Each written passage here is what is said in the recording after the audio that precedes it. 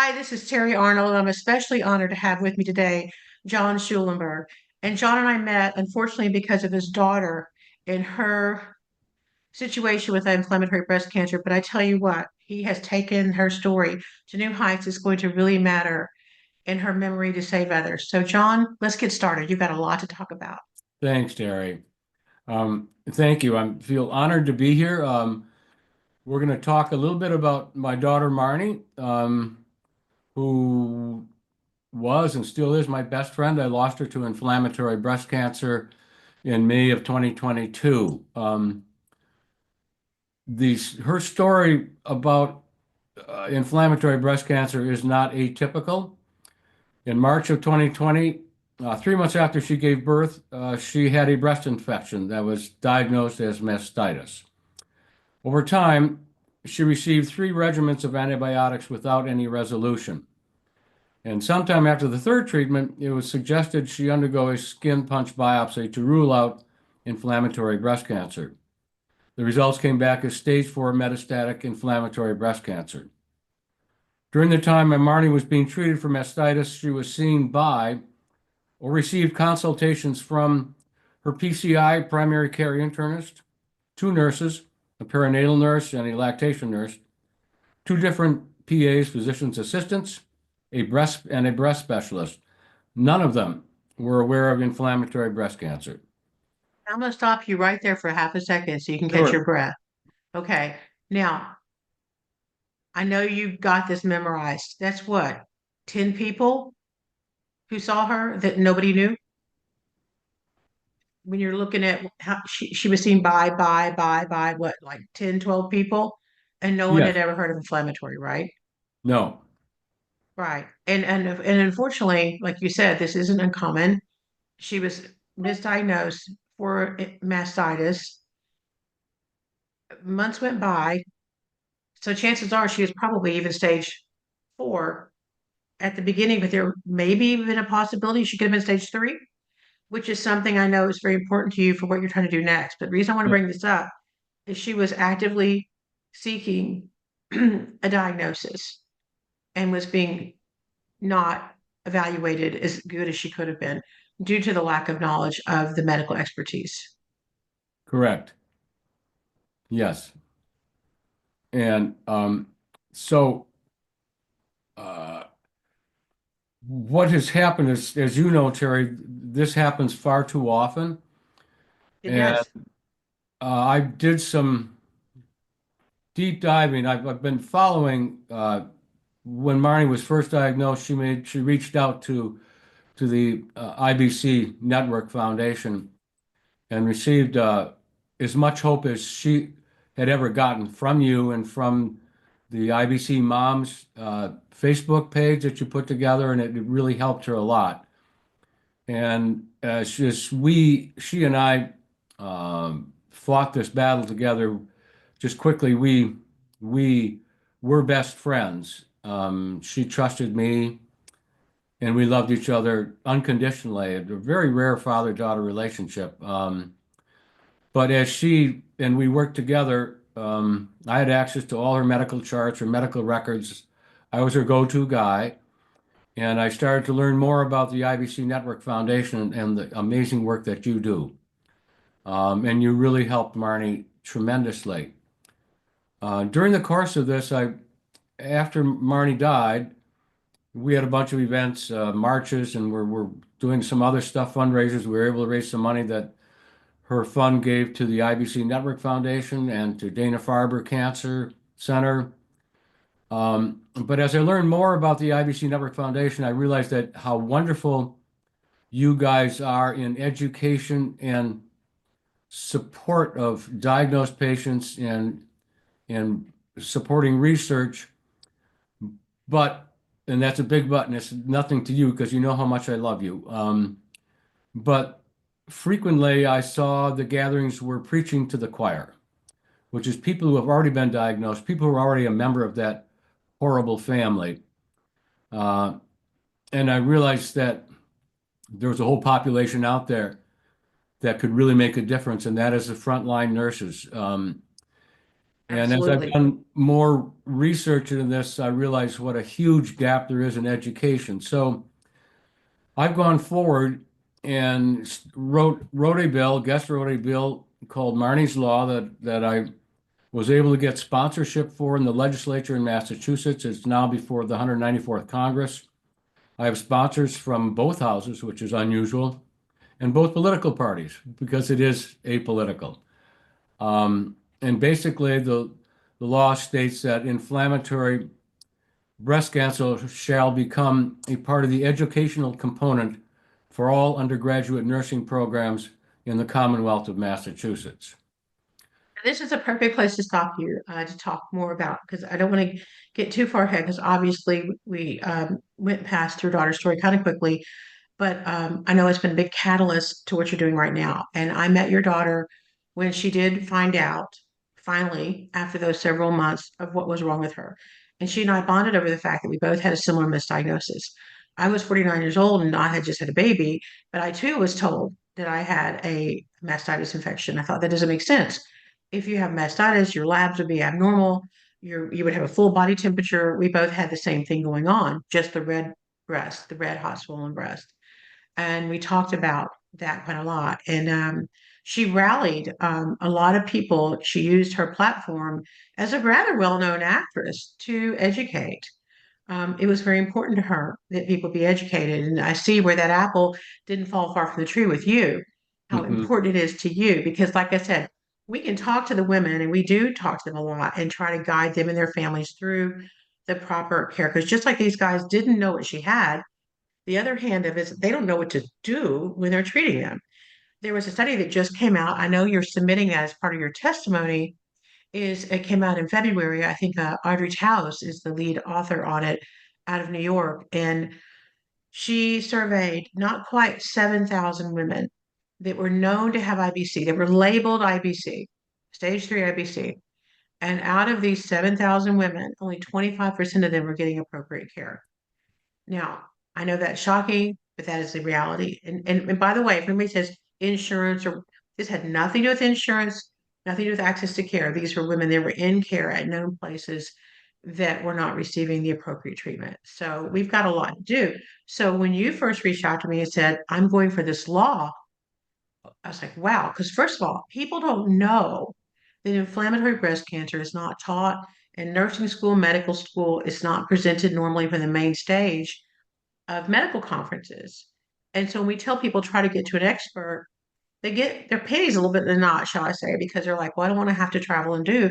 These guys all go to the same medical conferences. Well, the problem is it's not presented. So Right. you now are really rattling a cage and getting something done. So I'd like to have Yes. people know more about the law that you're going for because honestly, I hope this starts a domino effect across the country to pick this up similarly. Well, I do have other states that are interested. And thank you. I kind of rushed through it. Like I said, I'm preparing for my testimony and I have to be short and brief. But after Marnie was diagnosed, she and her husband, Zach, decided to announce the diagnosis and share their journey with some friends. So they started a Facebook page, partly as a GoFundMe, but it grew more than that. It became called Marnie's Army. And it grew from about 60 or 70 people to almost 1,000 now across the country. Um, and what I learned from this is the lives that she touched in a way that very few people can ever touch. It was quite amazing. And I'm getting, I have put up, we're getting letters of support for the law that I can present to the committee. And we're over 500 right now. And some of the testimony, the words, the comments in those letters are breathtaking. One person said, I'm getting testimonies from oncology nurses, physicians who say, I never learned about this. But one of the ones that touched me most was just a young lady who said, I never knew Marnie, but I knew a friend of hers. It was clear to me that she touched more people in her life than I or anybody I know will ever know. And that was pretty powerful to me. That and the statements from physicians, people who are out there and say this has to be done. Um, So, The physician that misdiagnosed me was so distraught that he misdiagnosed me. He actually left medicine for a while. He misdiagnosed me and one other woman the same week. And in the 4 months that it took me to get a proper diagnosis, the other lady didn't keep going back because I kind of use the analogy. I'm older and I have more insurance. Kind of like a fried green tomato moment where she hits the car. I just kept going back. Well, she was a younger woman, didn't have as much ability, didn't have as much experience in the medical community. And I hate the term be your own best advocate. I kind of dislike that a lot. We shouldn't have to be an advocate. Uh, I have yes, been around the block enough to know how to ask a lot of questions. This woman was much younger and had less resources. In the 4 months it took me to get a proper diagnosis, she passed away. yeah, And my doctor was so distraught at what happened, he left medicine for a year. I think he was also afraid I was going to sue him. But, yeah. they don't know what they don't know. And you're trying to bridge that gap. And that's extremely important. So I'd like um, you to tell what you want this law to be. And I'd love to know what other states are looking. I'm hoping Texas is one of them. And if they're not, I'm going to rattle that cage because Texas is where I live. Okay. Yeah. So tell us more about the law, please. Well, the law is the wording is simple, and it's an interesting history because when I first thought of this, and I went on the government website and looked at how laws were written, and how I initially wrote it. But it was called something different. It was called the Mother and Child Initiative, and my hope was that the Commonwealth would say, and the way I read some of the laws is, if it's passed, the legislature supports the introduction of IBC as an educational component. And to me, that meant that if the Commonwealth said they support it, I have to still go out to all these hospitals and universities and say, the Commonwealth likes this and they think you should do it. So come on, let's get on board. And I have a unique perspective into the undergraduate nursing population in the Commonwealth because my wife has been the chief advisor for all the undergraduate nursing students at our local college here. So we know what that population is like. We know what the instructors are like. So when I first thought of it, I'm thinking, okay, if I can get the Commonwealth to say we support this, that means I still have to go out there and beat the pavement. And the nursing instructors, they don't want to change anything. And the students, God bless them, they're all working a job, raising families. They got so much in their life. So then I found out that I can write the law in such the legislation in such a way that it is law. Whoa, was that a game changer? So Big when the time. House Counsel wrote that, and it came down and it said, now it's not the Commonwealth likes this and wants you to do it. Now the Commonwealth says you shall do this. That Now was a let's whole stop here different for a ballgame. second. Yeah. Now that's a big deal. Let me tell you why it's a big deal. Because I know there'll be people watching this YouTube video. We're going to share this on the IBC podcast. We're going to share it on Spotify, a lot of things.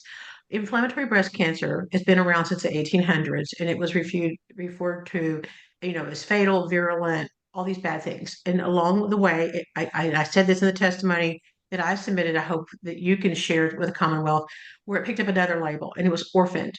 And orphan is a disease that's very rare, that's very fast, doesn't have a medical encoding number, which hopefully we're going to get one. That's a whole long story. We can do a whole podcast just on that. But when there's a big disconnect, Swift, no form of good quality early detection, because even if your daughter had a mammogram, ultrasound, they would have probably read clean. Biopsy might have caught it. It doesn't, the things that we usually use for breast cancer don't work well for this. And so there's a big disconnect for this disease when we know of breast cancer. So what happens is this disease doesn't get studied, it doesn't get funded. And then unfortunately, the fatality rate of this disease is so high. This is where I think we need to quit thinking about the word rare because the government has shown that more women die of inflammatory breast cancer than all the other breast cancers combined. So I think we need to quit thinking about the rarity and thinking about the actual death Yeah. being a high number. And so for you to come along and say, not only should this be taught, this must be taught, it's a big game changer because this disease, I don't think is rare as they think. I think women pass away quickly, or the doctors don't know what it is, don't know what to do. and that is a disconnect that this law could change. Now, to give something hopeful, is that the San Antonio Breast Cancer Symposium 2 years ago, IBC was presented from the main stage for the first time in its 45-year history. And that was something that we had lobbied for, and I was very honored to be on the panel. So Bravo. we are getting some traction. But what you're doing is incredible because I'm hoping then it can say, this is so valuable. We know more. Let's do something about it. Even if it's just a caveat of a 30-minute one day course to familiarize somebody and what it looks like, because there is a look to the disease, to maybe triage that patient to where maybe after a 10-day round of antibiotics, they go, wait, let's don't wait. Because you have a slogan that's very meaning for me to me. I know you know what I'm talking about. You're smiling. You want to share that slogan? Well, I have many of them, but one of them is no IBC past stage three, beyond stage three. Exactly. No IBC past stage three, because we don't know what it looks like till it's stage three. And at stage three, they will go for what they call curative intent. It doesn't mean that they won't go for curative intent at stage four, but there's more hope for curative intent at stage three. Yeah. So your law, if it gets passed, pray God, uh, Massachusetts is listening, because then it could start a domino effect of putting that into law. So Yes. when do you think you're going to get to testify? Do you have a date This yet? is this has been another journey, Terry. Originally, the legislative director for my original sponsor said I would probably be testifying in February. Hello, that was a couple months ago. We're into I'm going to April. say, because today is April 8th that we're Right. recording this, Yep. and April 8th of 25. So you're on short standby right now, right? One doesn't know. The government works in wonderful and frustrating ways. I did. I just don't know. I mean, I know that once the committee clerk assigns Marnie's bill to the committee for somebody to testify, I get a window of about 5 days to submit all of my support materials. That's it.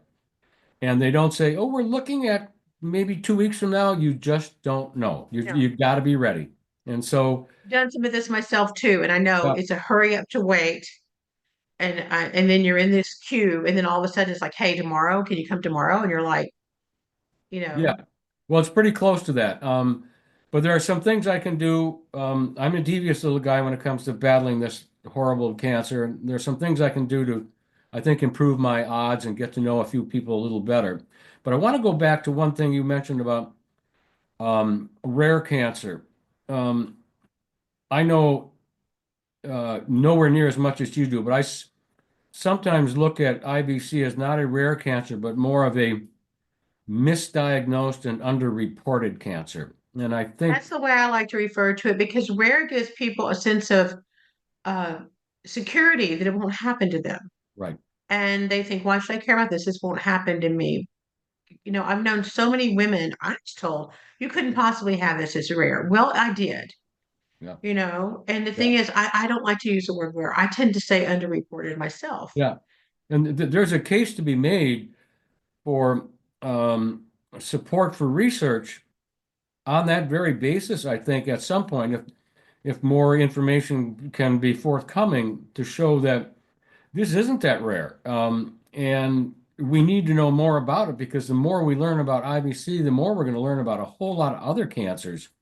And that would be my hope. I learned, early on that I'm a very poor fundraiser, although we did quite well. I don't do well asking people for money.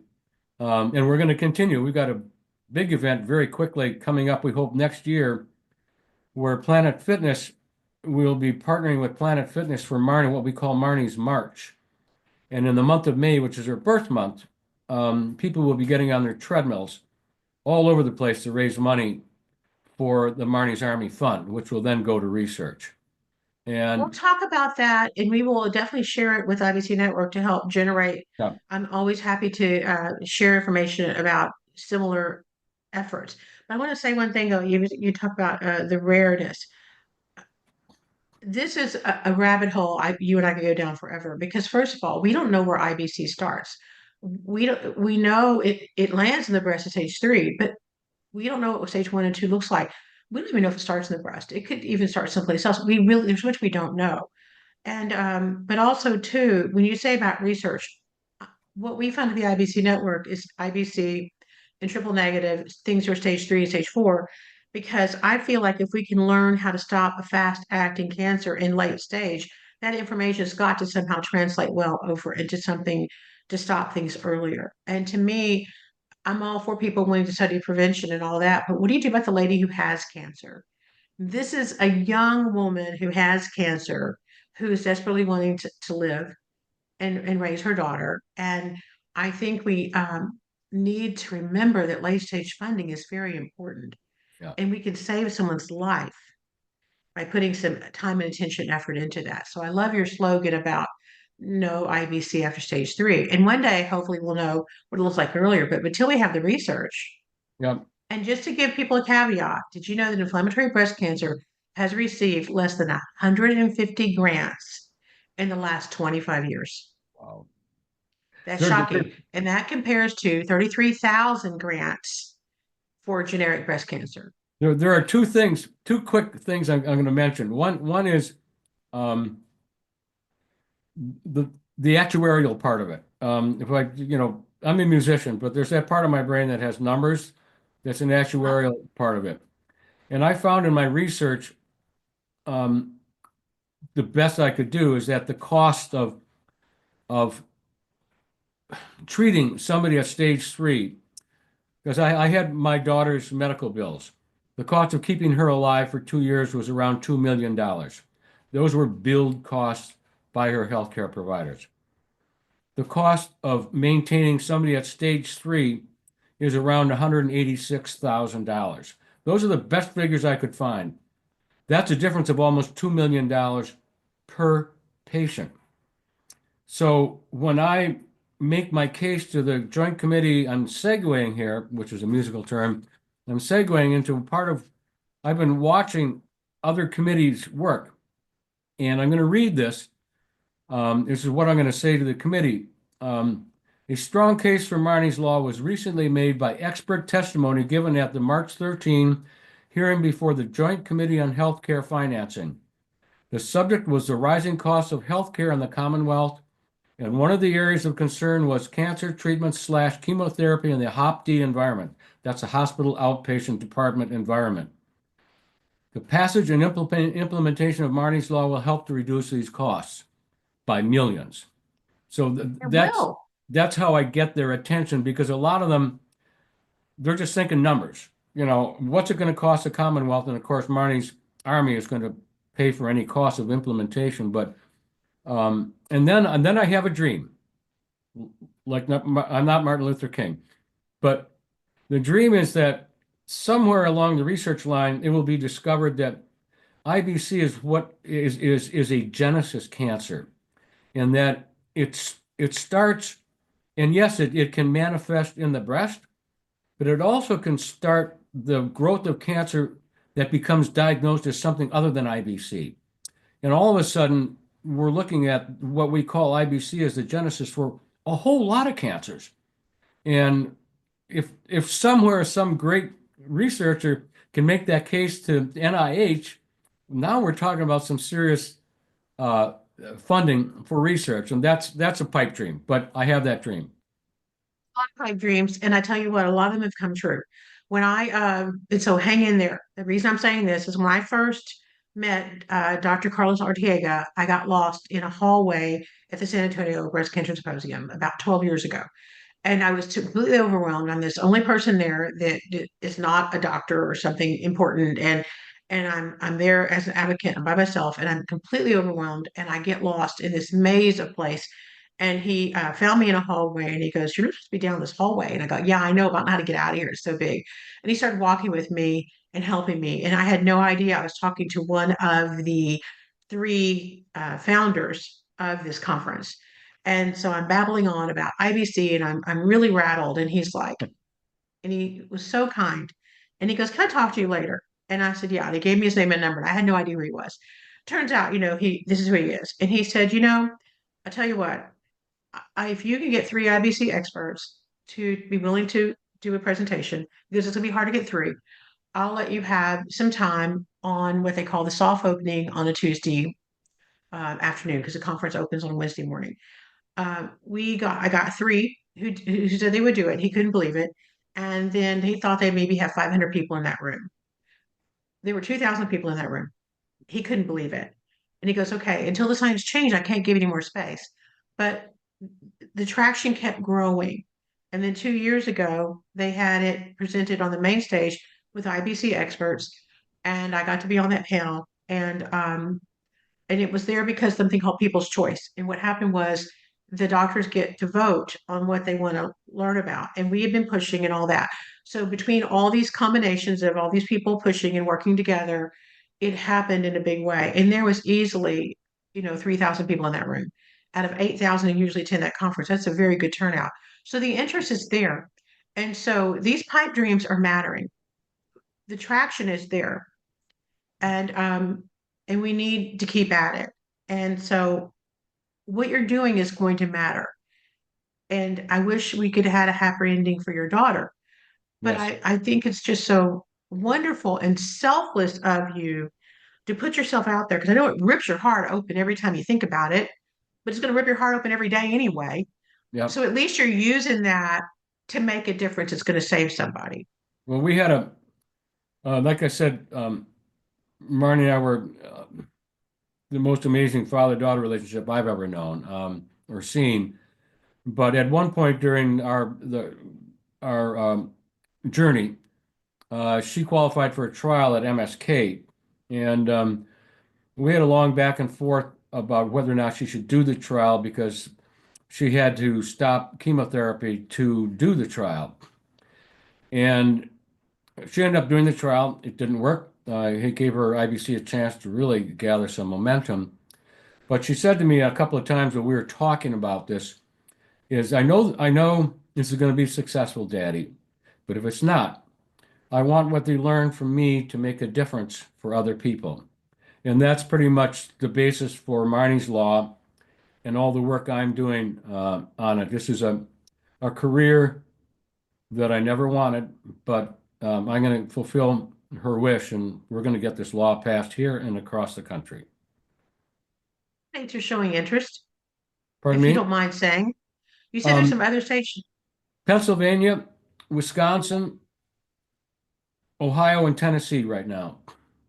Great. Well, I know I want to talk to the people in Texas because it, a patient advocate pipe dream started something to open the first clinic in the world. Texas puts all their money into something called CPREP, and that's where all the money gets given out for cancer. Okay, we put all our money into this fund and they give it out. But what happened was some people lobbied the state of Texas that they wanted an IBC clinic opened, and it's a long story. But what ended up happening was the state of Texas decided to put the IBC clinic at MD Anderson, Morgan Welch Clinic, named after Morgan Welch, a young woman who passed from IBC. They gave $2 million a year for the infrastructure. So then an organization like mine can come along and donate, or other organizations can donate to research, and there's an infrastructure there. That happened in 2006. I was diagnosed in 2007. And it's a very momentous moment because this is the only clinic in the Texas budget that is funded directly this way. It's Yeah, nothing else is like this. And this is the only clinic at MD Anderson that's funded this way. So it's a very unique relationship. yeah, That happened in 2006. And then what happened was 10 years later, Dana-Farber opened a similar clinic without state funding. They just were scraping it up on their own. And that's the second clinic in the entire world open to treating IBC. Now, hospitals have been treating IBC forever, but to have a dedicated research clinic is a different thing. Now, what I'm hoping is when you get your law passed, I want to go back to Massachusetts and say, by the way, I want some line item budget funding to help secure this. yep. Because when I mentioned how few grants are out there, if these guys don't get grants, they don't get funding. And we know there's a lot going on with the government right now, and I don't want to get into that. But also, too, rare diseases don't get funding. And so these doctors are really taking risks with their careers by wanting to fund something that's hard to get money for. Yeah. So, I'm hoping that we can piggyback and go, hey, Massachusetts, not only do we want you to do this law, let's get, because Dana-Farber is really ramped up to a good place. And they're Yes. working Yes. well with MD Anderson, and they're good on their own now. And Philippa Lentz, I know, consulted with you a lot about this law you're writing to tweak it. Yes. In fact, Philippa is going to be part of the educational component that I will propose to the committee as we move down the road. My hope is that after my testimony, nobody will say, "All right, get out of here. We're not doing anything." They will. It'll go back to the committee, and they'll want to have some more information as far as numbers and statistics, and which we will work with them. But got an email from a man named Thomas Pelkey, who's a legislative director for one of my sponsors. And this sponsor is on the healthcare finance committee that I spoke with here, Joint Committee on Healthcare Financing. They had a tour last week of Dana-Farber. And Thomas, during the tour, the CEO of Dana-Farber was there and their director of government relationships. And he just happened to bring up, he said, "Are you guys aware of Marnie's Law?" And both of them responded yes, and both of them said, "And we support it." So that's the top of the food chain at Dana-Farber that supports Marnie's Law. So I'm very hopeful. And then, because you're a pit bull, then once we get this passed, then we come back and try to get the line item. But the problem is, I learned that trying to get my foot in the door, the worst thing you can say is ask the Commonwealth for money the first time around, because then it goes back to committee and then it gets discussed. Then again, then nothing happens. One of the points I've made in this is it says cost of Marnie's Law, there will be no expenditures required by the Commonwealth or participating schools for implementation of Marnie's Law. Marnie's Army LLC will be responsible for all costs. In addition, I had House Counsel write into the language of the law that institutions will be allowed to accept funds for the implementation. Because I anticipated a nursing population saying, well, this is just another unfunded mandate. We don't want anything to do with it. So I anticipated that. So I think we're on a good footing to move forward, Jerry. And see, and this is the things that we can do too, because our mission is very simple, like you say yours is too. It only has two lines. We are to fund research for triple negative inflammatory breast cancer, and we are to educate the medical and the lay community. Now, like you said, preaching to the choir, some of what we do. But also too, we have written CMEs to where, and we've sponsored medical conferences to educate the medical community. When I first started the IBC network, I really struggled. Should I help people pay their light bills and their mortgages and do things to help them? Because I know the financial toxicity is huge. And we felt that very heavily when I was going through treatment. But I thought with the way I could really, really help a woman long term is funding research and getting her doctors as much up to speed as possible. One of the things we struggle with is when we sponsor medical conference, getting doctors to come. They go, it's so rare, I'll never see it. Yeah. We had a CME that we offered live with Dr. Wayno, and it was well attended. And then we made it evergreen so people could go online, and we made it free and we had it specially credited so doctors could take it as well as nurses could take it. And we had a hard time getting people to take it for free online at their own discretion because they say this is so rare. But I'm convinced it's not as rare. We don't know what it is. We miss it, and then the women are gone. Yeah. And so I think you being smart about saying I'm bringing this money with me, so it's not unfunded, and that's something IBC Network can partner with you to Yeah. help. Well, And we have relationships with all these places you're naming. I know if I call yeah. up Vanderbilt and say, hey, you guys are in Tennessee, there's a law coming, they're going to want to be on it. And I have Well, friends in all these yeah. other states too. We will. My hope is the educational component will be subject to approval. I'm thinking right now, just a 10 to 15 minute video that you will anchor with Dr. Lentz is part of it, and Deborah is part of it. That will be the first thing. We're going to embed it in the Marnie's Army website, but it'll be easily accessible to all the undergraduate curriculum programs. You know, all they have to do is put it up on the screen. The point is I'm trying to make this as easy as possible for the people who will cause the most resistance so that they can't say, I can't do this because. The director of curricula have to do nothing but download it. The nursing instructors have to do nothing but just put it up on the screen. And Right. at the end of and that's it. That's how I get in the door. Now, after that, then I'll start in the future, we'll start to tweak that video to be longer, include more information as we weasel our way into the curriculum and thought process of all those people who are IBC ignorant. No, I think it's very important because and I hate to use the word awareness. Awareness to me means just sort of a vague familiarity. I want mastery. I want education.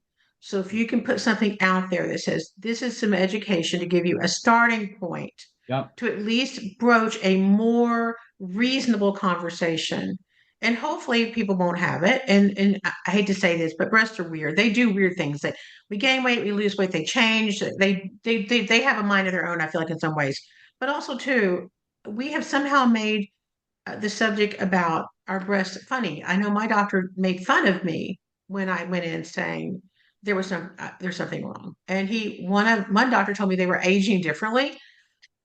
I assured him they were the same age, and he thought I was being a smart aleck. And it's like I didn't know what to say. I mean, if this had been my nose red hot, cocked, and swollen off the side, they would have done tests.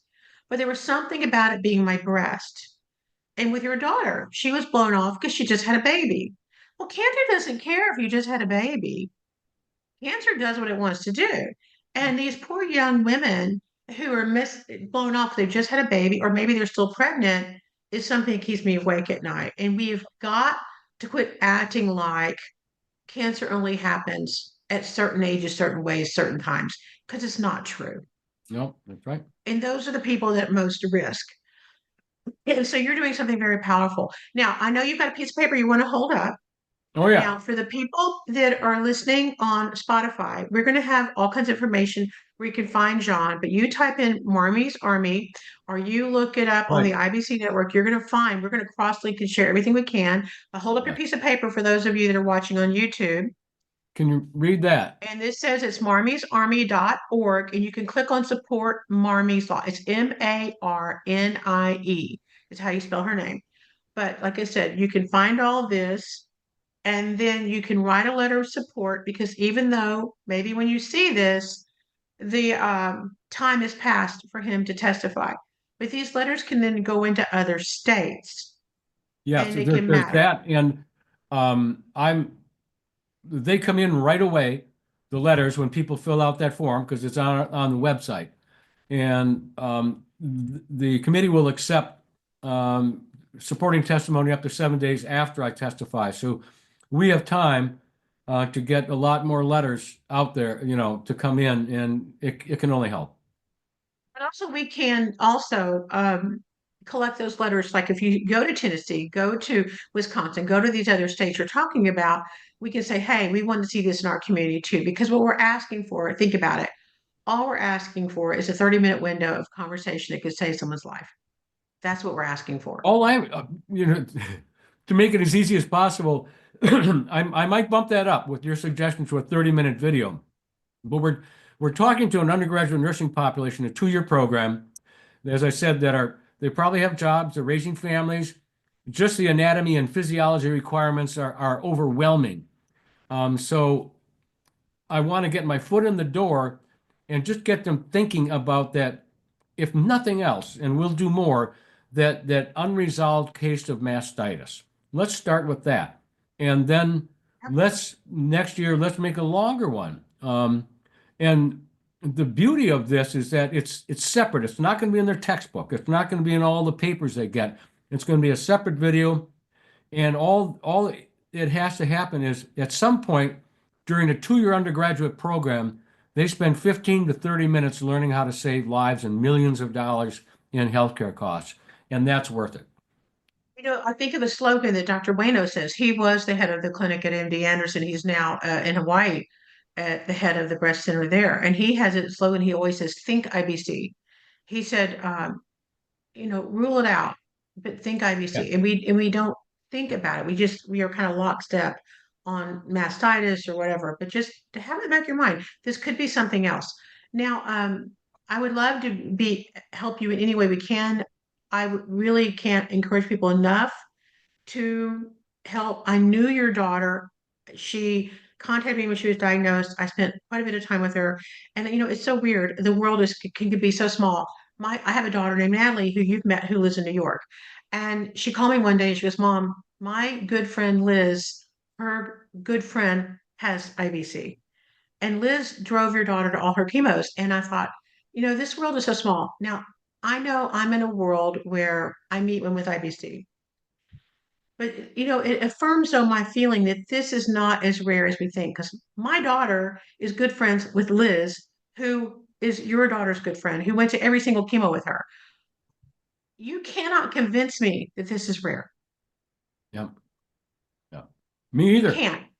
It's No. not, it cannot be rare. I was in a room the other day. I went to give a talk. I was asked at the very last minute to give a talk at this tiny little church in this tiny little town. The church, literally, the town has a population of 300 people. It's about an hour from my house. And they were doing a breast cancer thing. And they asked me to come and do a talk. There was maybe 60 women in the room. And when I went into the room, they didn't know I was coming. So nobody was thinking IBC. And at the end of the talk, this lady walked up and she said, I know who you are. I have ABC. I've been following you. I live 20 minutes from you. And you were one of the reasons I think I can maybe live because I heard that you're well. And I thought, okay, this can't be rare. Yeah. She lives 20 minutes from me. She didn't know I was going to be there. I'm in the middle of nowhere because I live in a tiny town. This happens to me all the time. Yeah. Yeah. Well, one thing we'll never, I mean, you're preaching to the choir, like I said here. I don't think it's rare. I think it should never be called rare. At best, it should be called misdiagnosed and underreported. And one of the things, I mean, we can't do a lot if we don't have an international classification for disease number that recognizes it, that will open up so many other windows to research funding. But that's coming. Right now, uh, we're going to make Marnie's That law a is law. coming. I was always told we would never have an ICD number, but actually, there's some strong traction. We might get one this summer. And like I said, that's a long story in Yep. itself. But anyway, I want to thank you from the bottom of my heart that you're doing something to save other people. I could see how this would be Right back just at you, dear very easy, lady. but you don't have to do this. And I know it's difficult, and you've gone through a lot of struggles. But what a way to honor your daughter, and also teach your granddaughter when there's something in the world that's unjust, we can change it. Yep. Yeah. That's what we're doing. Okay, so how do you want to wrap this up?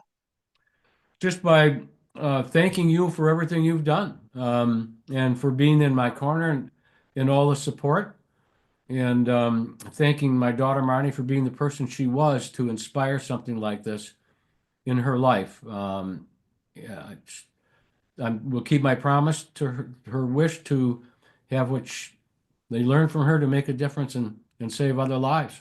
And we will do it. And we will do it. Well, John, thank you for being with us today, and thank you for using this awful experience for greater good. I hope people do get behind Marmy's Army, and I would like you to donate and support what he's doing. Also, I hope people will donate to us to help us support you a bigger platform. But I'm always happy to chat up similar organizations who are doing good things because there's different ways that people feel good about participating and if being close to home with you makes them feel powerful and that they're helping, that helps me. I want to see this get multiplied in other states. Yeah. And together we're going to do something to stop IBC forever. And that's our big dream, right? No IBC past stage 3. Let's end it on that. Thank you. God bless. God bless also. Thank you, Terry.